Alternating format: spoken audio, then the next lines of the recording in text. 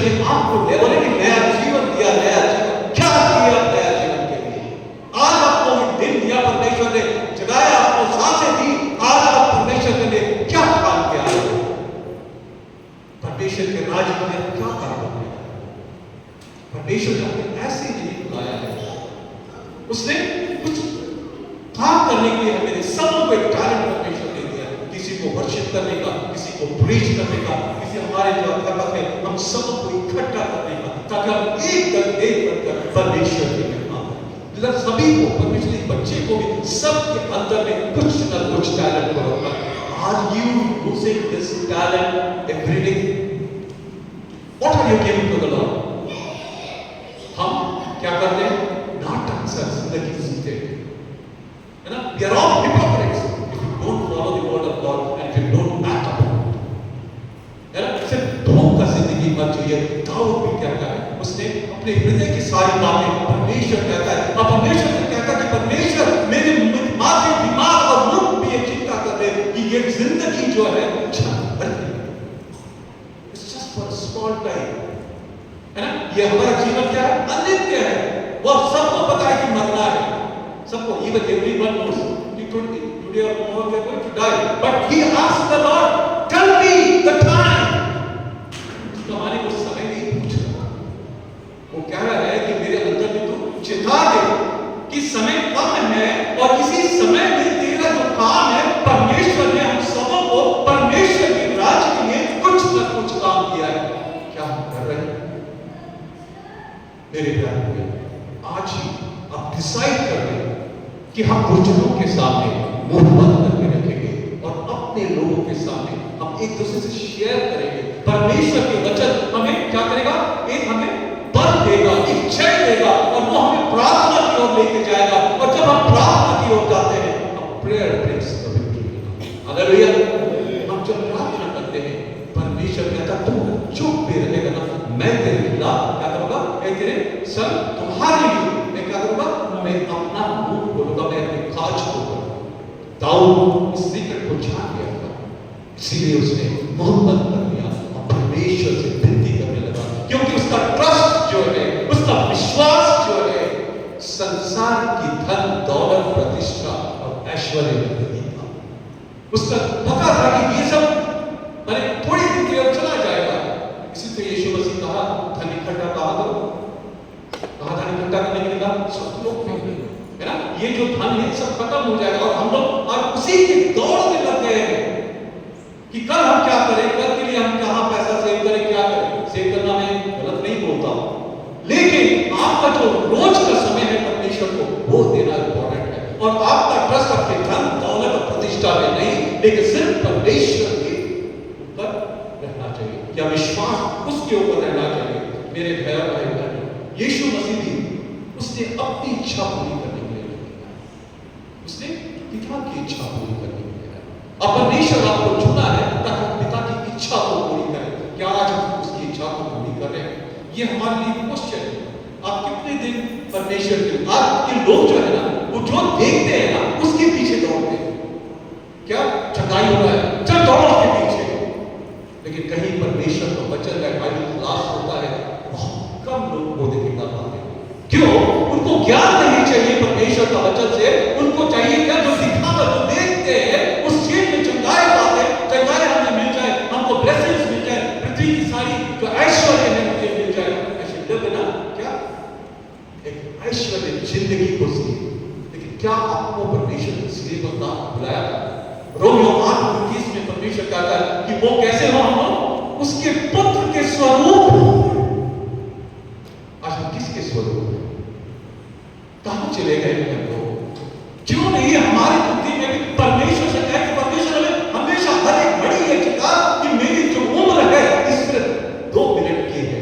अगर जिस दिन पता चल जाए ना, कल आप मरोगे, आज रात दिन भर पश्चाताप करोगे, प्रेयर करोगे, तो परमेश्वर से कहिए कि परमेश्वर हमारी जिंदगी में तू चिता कब मेरी दिन आ गई, है ना? ईच एंड एवरी डे कल एक दिन नया दिन होगा।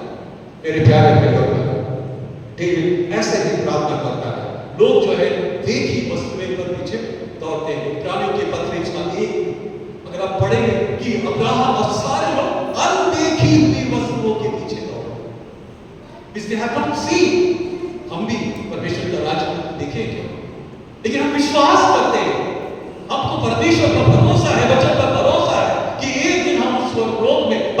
परमेश्वर के ठिकाने के पास जाएंगे। कब? जब हमारी मार्ग सही दिशा में परमेश्वर के वचन के अनुसार, सिर्फ परमेश्वर का वचन पढ़ने से नहीं, उसको मनन करना होगा। और मनन के लिए डेली ऑफ बाइबल क्लास जब भी होगा, everyone come to that Bible class. वो that's most important. It's most important that the miracle what we see, क्योंकि वचन ही कहता है जो देखी हुई वस्तुओं के पीछे लोग दौड़ रहे हैं, लेकिन हम वचन जो अनदेखी हुई वस्तुओं को बारे में बता दिए। वचन कहता है, अगर 2 कुरिन्थियन 4:18 लिखता है, हम तो देखी हुई वस्तुओं को नहीं परंतु अनदेखी वस्तुओं को देखते रहते हैं, क्योंकि देखी हुई वस्तु थोड़ी ही दिखती है परंतु अनदेखी वस्तु सदा बना रहती है।